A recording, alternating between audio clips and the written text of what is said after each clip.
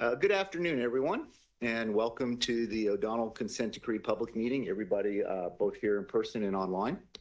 My name is Mike Giordinelli, and I am with the Research and Analysis Division of the Office of County Administration.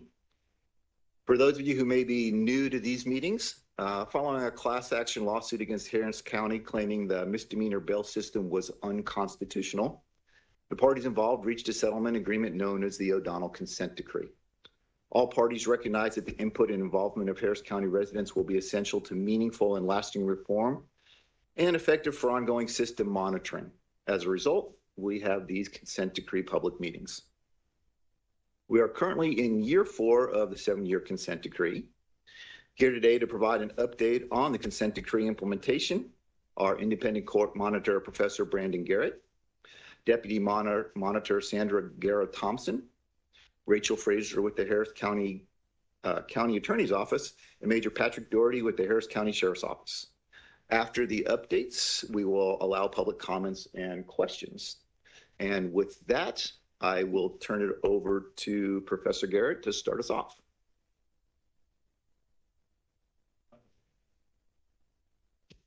You only reminded us 3 times to turn on our mics. Thank you, Mike, and thank you everyone at the county, at the Office of County Administration.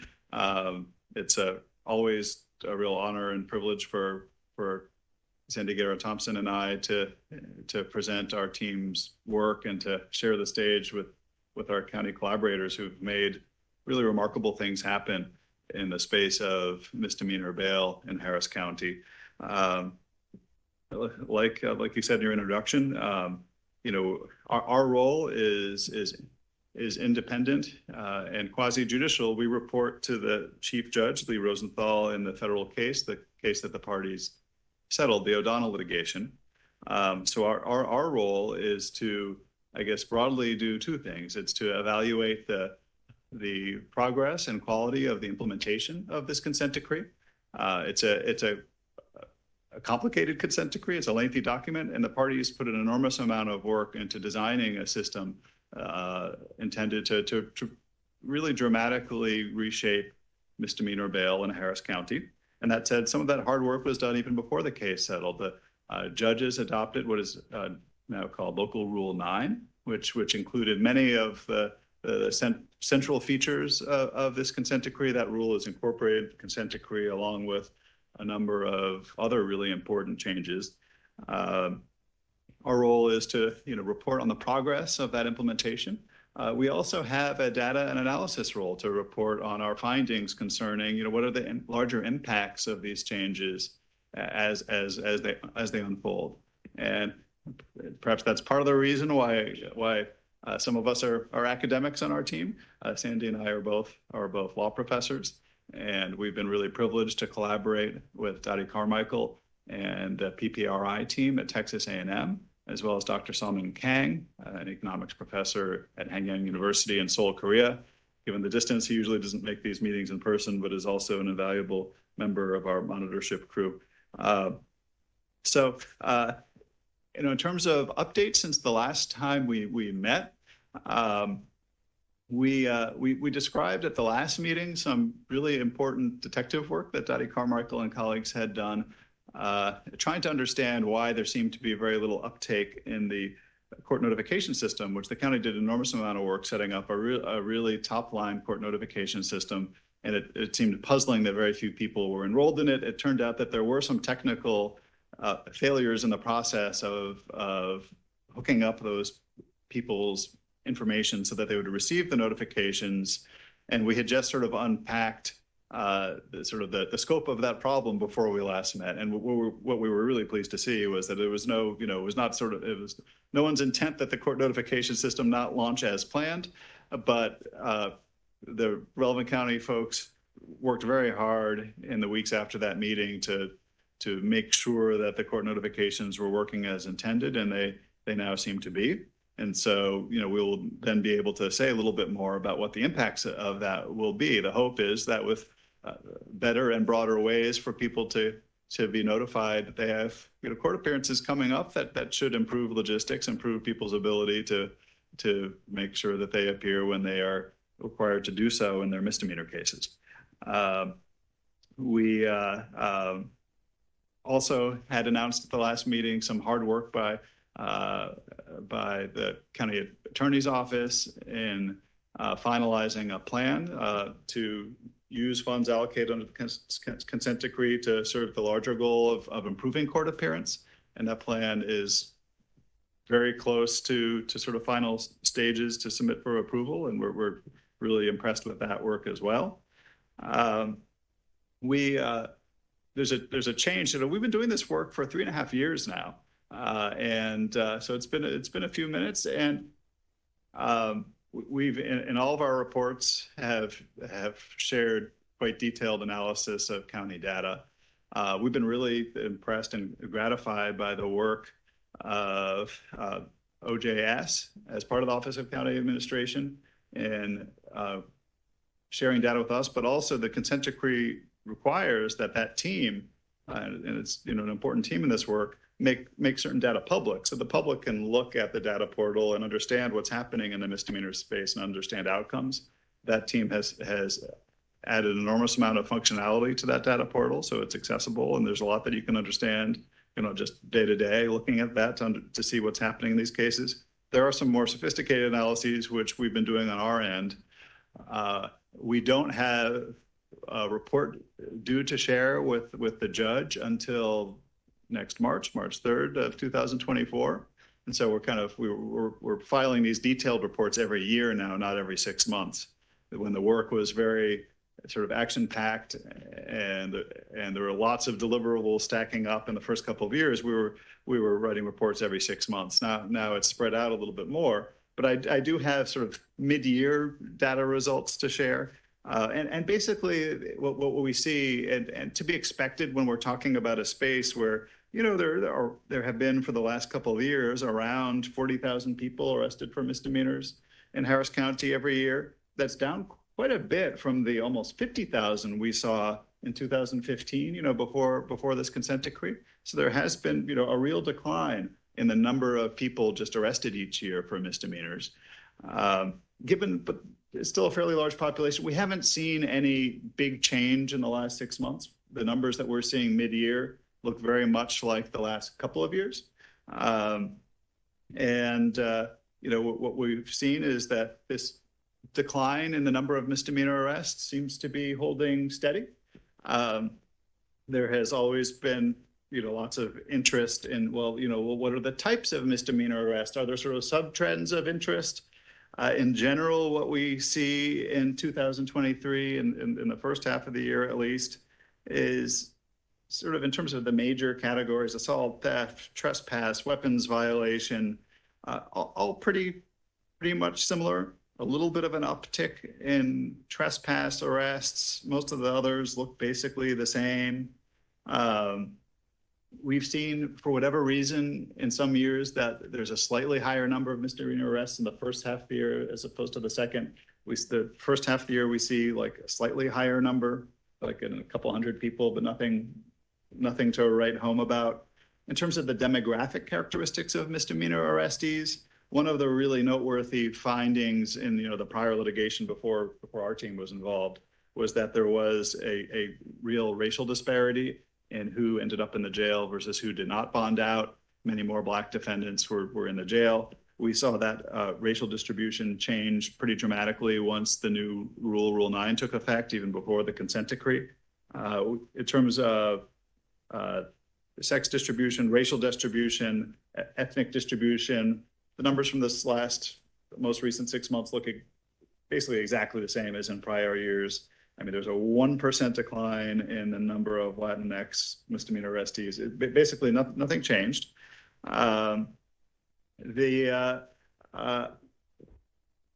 Another finding, we've always been asked about this, and it's an important question for public safety purposes, and is, how many people arrested for misdemeanors come back into the system? Like what does recidivism look like during different time periods? How many people are rearrested within 90 days, 6 months, 1 year? And one piece of very good news that we described in our prior reports was those repeat arrest numbers seem to be quite good. And in terms of what we're seeing, in the first 6 months of 2022, because we have to wait a year to find out whether they are going to be rearrested.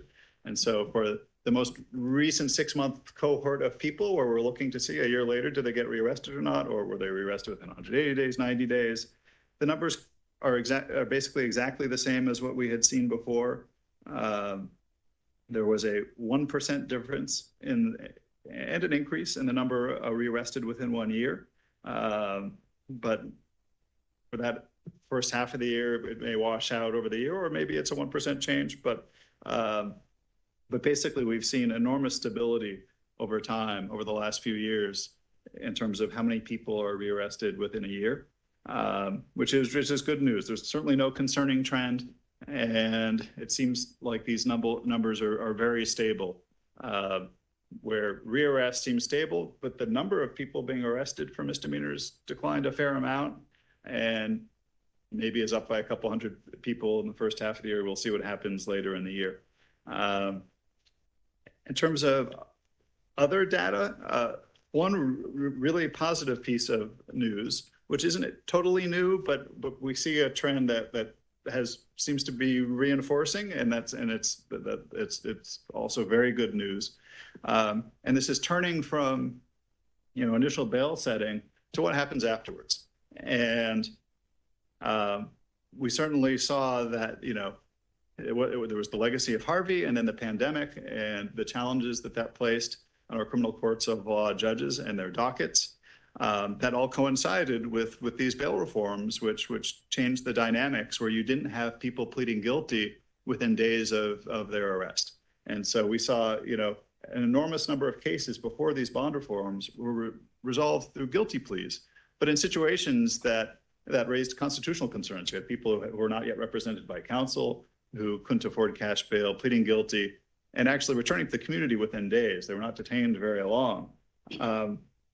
Many fewer cases now are resolved through pleas. But what we have seen, which is really positive, our Dr. Kang described it as a share that is rising monotonically, which I think just means in a straight line, and it's a straight line going in a good direction. We've seen a remarkable and steady increase in the number of cases resolved within 1 year. And that share has risen basically 10% in every year, 2020 to 2021, through the first half of 2023. So that's a very, very good news in terms of dockets and the work of our judges. And obviously it takes a village to move cases forward. It reflects on the work of public defenders, appointed counsel, district attorneys. But that is positive news. And while we saw things moving in that direction in 2020 and 2021, seeing the 2022 data added now just makes that trend more convincing. And it's really nice to be able to report it. When we're here, we're meeting with stakeholders from around the county. We've been hearing really positive reports about some of the efforts being made at the sheriff's office, by the intake division, at the district attorney's office, to identify cases for potential diversion, work around identifying people with behavioral health needs in the misdemeanor system. That's really, really important work. And we've certainly seen on our end that people with mental health flags, people flagged as homeless, are much more likely to have their cases resolved quickly and to also be rearrested for similarly minor charges. And it certainly changes one's thinking about, well, what is recidivism if it's someone who has mental health challenges and that's the reason contributing to their cycling through the courts? That's not necessarily a problem that courts are positioned to solve. And we're impressed that, county officials are continuing to think about outside the courts solutions to some of those underlying behavioral health needs. So hopefully that gives a big picture overview of what we're doing. Just one last comment on things to come. There's been a lot of hard work that many county officials have done to clarify questions surrounding some of the data, as Dottie Carmichael and her team have been solidifying their work. And we reported some early results in our early monitors reports, we're hoping to be able to say a lot more in the future. And surrounding the costs and benefits associated with these bond reforms. And so it's of policy importance. You know, have there been cost savings? Are there new costs? And where do those cost savings come from in fall? Where do new costs come from in fall? The consent decree asks that the monitor team, to the extent feasible, do this kind of cost benefit analysis. We were finding that it is feasible to do some really remarkable detailed cost benefit analysis. We think that these will be landmark findings that will be useful to policymakers nationally, but obviously we care most about whether you in Harris County can use them. One reason why it has taken time to be precise about these costs is that one of the most serious costs, the most substantial costs, like you would expect, involves basically every hour that someone spends, even just during booking at the Joint Processing Center. And there are lots of good reasons that Major Doherty could detail if you wanted to know why it's a labor-intensive and expensive process. Having a public defender present at a bail hearing like that is a salary line. And I teach young lawyers, like lawyers are important, but that cost is minor compared to the cost of running an operation on the scale of the Joint Processing Center. And so we have wanted to be very careful and precise about identifying the time that someone enters the booking process and leaves to make sure that we're calculating those hours correctly, because every hour is important.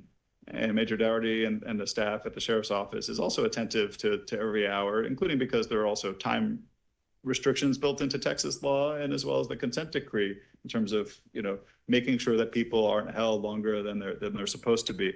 But even apart from those legal rules, prolonged detention harms people in many ways. It's also expensive for the county, and so we have made enormous progress in quantifying those costs. I wish we had details to share, but we want to make sure that we have everything nailed down before we do. But fortunately, we have until March 3rd to finish our next report, and we'll be working hard on doing that in the months ahead. So that's all I had planned to share. I'm sure some of you will have questions, and I'm not sure what order should I turn things over to you, Sandy, or do we have another order in mind? Or Brandon, yeah, if I may, just for a second, I want to correct a massive oversight on my part. I forgot to introduce Judge Erica Ramirez from the County Criminal Courts at Law. Judge, I apologize. You even introduced yourself to me before, but that's what happens when you make your notes too far in advance. So welcome. We appreciate having you here. And yes, we'll toss it over to Sandra and let her say a few words.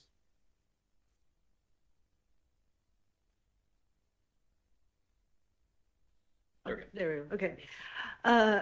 Thank you, Mike. So I just want to remind people that we started this work in 2020, and part of our motivation in doing so was being a law professor at the University of Houston Law Center, I was well aware that we would be working with a very cooperative team of county officials across many agencies, and that it would be very exciting and just productive work to do. What I didn't realize is that we would be starting this work not only having the city having suffered after Hurricane Harvey and what that did to the courts, but then we began our work on March 3rd, 2020, which is precisely when the pandemic started. And so this project from the very beginning was behind the eight ball, had a lot of challenges to overcome. And so even looking at what are the results, what are the effects, you have to factor in that we were operating under these really terrible, terrible conditions and trying to come out of that. But like I said, we did know that we were going to be working with a great group of people. And we're talking here about low-level misdemeanors, right? The lower-level offenses in the criminal justice world. And there's been so much work done that has impacted what we're doing that we also just have to recognize. And I think Brandon alluded to this a little bit already. Commissioner's Court and across county agencies in working with local nonprofits that are advocates for the homeless and provide services. It's been tremendous. The the work that they've done to get people housing, because, you know, if you have a huge population of unhoused people, that is going to impact law enforcement. It's going to impact quality of life for everyone, and cause those people to end up in the jails so much. And, you know, so there's been an enormous amount of progress made, and that has also been reflected, I think, in what we're seeing. Again, having the district attorney's office working on diversion, and recently having some changes made where they're you know, stepped up their personnel being at the Joint Processing Center. You know, I think we're going to get those numbers soon, and we expect to see that that's also having a great impact. The Public Defender's Office has been doing holistic defense and trying to not only provide people with legal services, but recognizing that when a person comes in and becomes a client, that they have a lot of needs that besides their immediate legal needs, and that they can facilitate to get the people the kind of help that they really need, so that they don't come back to court again. You know, so that they can improve their lives. Because most of the time at the lower levels, you know, we're talking about individuals who, you know, had a bad day, where, you know, they've got some issue in their life, and things are going very wrong, and so they need some help to get on the right track. We have now the Office of Managed Assigned Counsel, which was greatly needed to elevate the standards for appointed counsel who are hired by the county to represent people, so that there's more oversight of that process. So, you know, I think all of these things combined, and of course working regularly with the other officials who are here at the table with us, is reflected in the numbers that we're seeing of fewer arrests, fewer rearrests, cases being processed more quickly. You know, and I think overall, of course, there's still work to be done.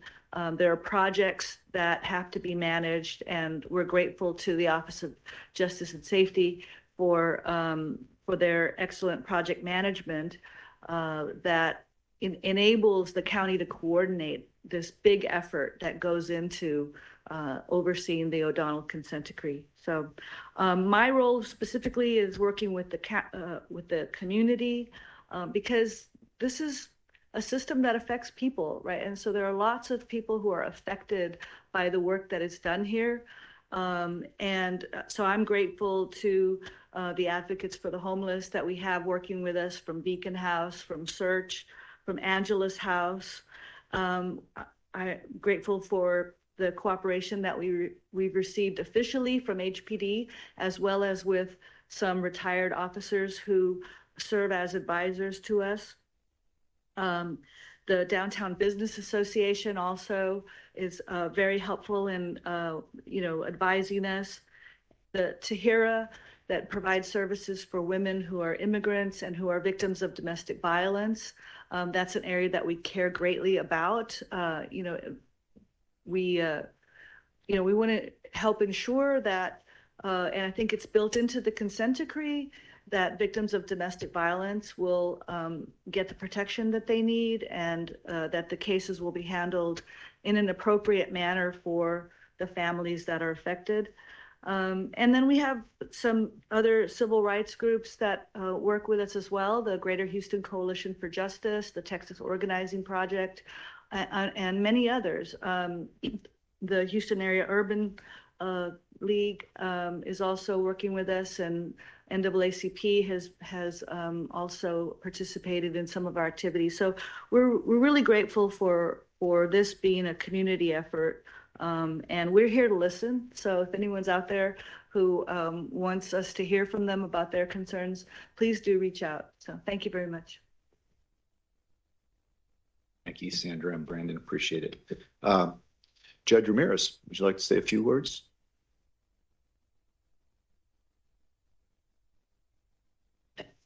Thank you.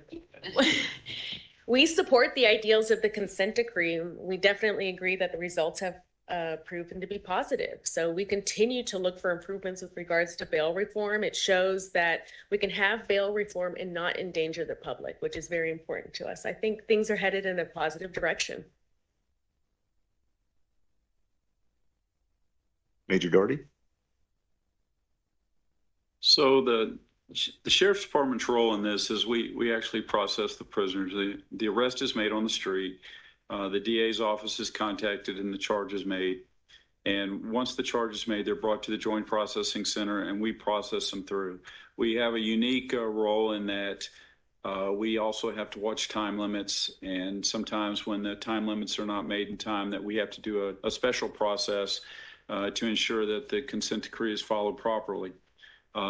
The majority of people who are arrested on misdemeanors only do get out of jail. Some of them are kept in jail because of some other charges and also the type of charge it is. But the majority of misdemeanors do stay in the processing center and then are released on bond or a PR bond of some nature. The ones that are staying in jail, they'll go to see their home court the next business day. Other than that, we try to get people processed through, just like the monitor said, as quickly as possible. It's to our advantage that we keep people processing through the process as quickly as possible.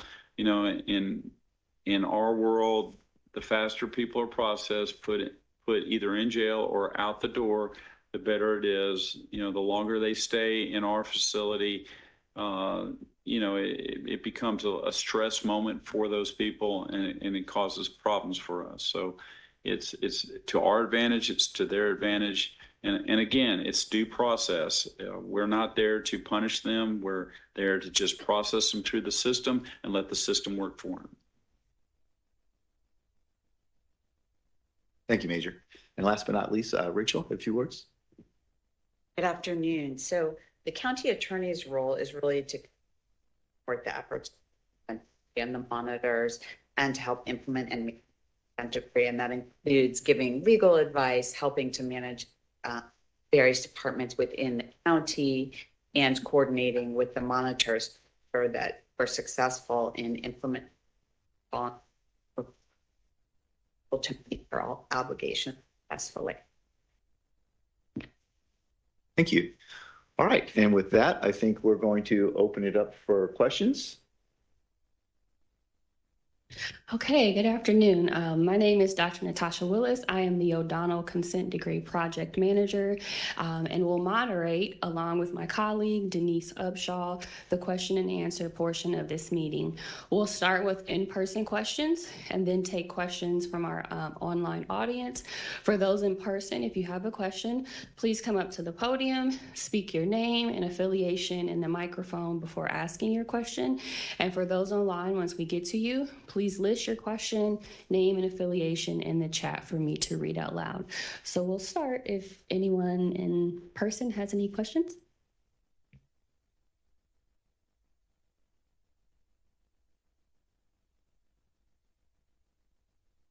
Okay. Does anyone online have any questions? And I'll give those online a few minutes to type in their question.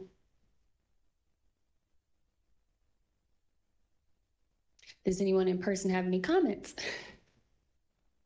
Or anything anyone else on the panel would like to add while we wait for a few questions? Go Astros.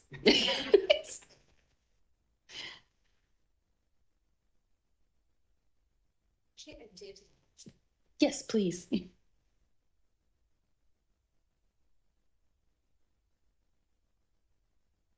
Oh, hi everyone. Thank you so much for all your work on this. This is great. I had a methodological question or more of a comment. I was just curious what kind of, I know you mentioned that you're quantifying some of the time that is at the cost associated with the time at the Joint Processing Center. Would you be able to provide some details about what that methodology looks like right now, or should we wait for March 3rd? Could you please state your name and your affiliation, please? Sorry, I'm Soumya Rana. I'm with the Precinct 4. I can share some of it. Dottie Carmichael can answer in more detail afterwards. Dr. Carmichael is right there in orange. But the big picture version of it, which I think I will be getting right, is that certainly we have counts for, people in cases entering the misdemeanor system, every year going back to 2015.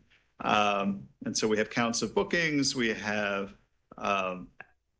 average costs of booking per case, and we have costs associated with different components of that, like sort of, how much does the pretrial screening cost? How much does the staffing cost? We have staffing costs associated with lots of the different elements in the misdemeanor system, right? There's the staffing cost for the district attorneys, for the public defenders assigned to the 1517 bail hearings. There's the staffing costs in the sheriff's office and the like. And so basically the idea is to create unit costs and then see how those have changed over time. So that I'm hoping I've explained it correctly, and Dottie can correct it in more detail. But we're looking at, differences in costs in terms of jail time, booking time, and then some of the other costs, like the cost of having the 1517 hearings and staffing them and that kind of thing. Thank you. I think this is going to be really incredibly important and helpful information as we're just generally thinking about initiatives or improving the overall system. Other comment I had or question I had was about, these trends that we're seeing, for example, on recidivism and reduction in arrest rates for misdemeanors. How are we attributing that to kind of are these just, is the report going to sort of just provide these trends, or are there methodologies that will show that there is a causal impact of the O'Donnell decree on these trends? So there's some really interesting causal work and a series of regression analyses and models, the responsibility of Dr. Sungmin Kang. And although Dottie and her team are also doing some different analyses of that type. But in terms of, exciting law and economics research, what's happened in Harris County does provide a really exciting opportunity to study the causal impact of changes. What we've studied, and we have a paper under submission to econ journals, and we briefly described the results in our last monitor report. There was a separate economic analysis done by Dr. Paul Heaton at University of Pennsylvania. Yep. We looked at two different time periods, both the time period when the initial changes, which included many of the pillars of the consent decree, were implemented with Rule 9. But then there were some changes that were implemented a little bit earlier when the federal judge entered the preliminary injunction in the case. And what we saw was consistent changes in outcomes associated with both of those time periods, where you saw positive, public safety related changes, fewer repeat offenses, change in reduction in race disparities.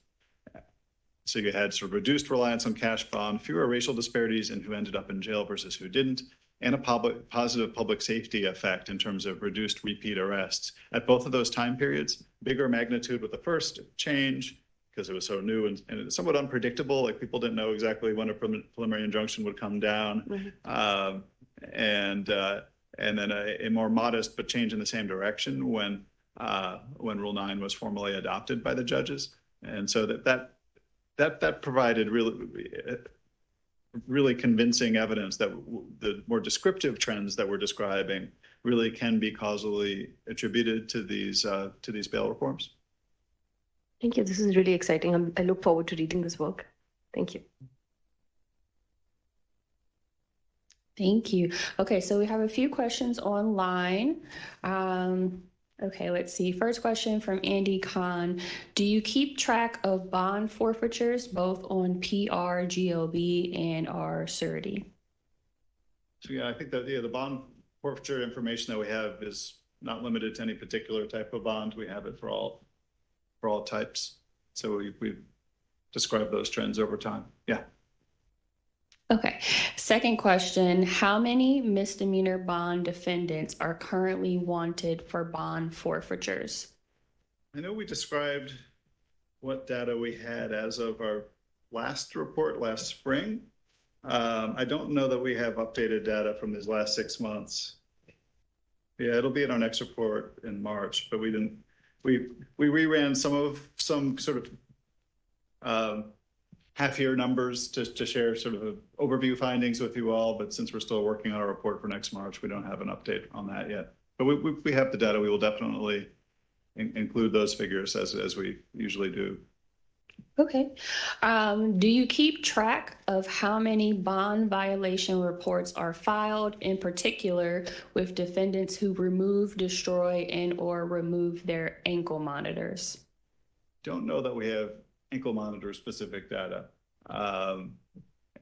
Because most of the data we receive is from the courts, and that kind of information about, conditions of, very specific conditions of pretrial release. It's not reflected in the court records. I mean, there may be other, certainly, obviously if a condition like that is imposed, there's a record of it somewhere, but we haven't been able to incorporate that kind of really fine-grained detail about specific conditions of supervision. Okay. Any other questions from the in-person or online audience?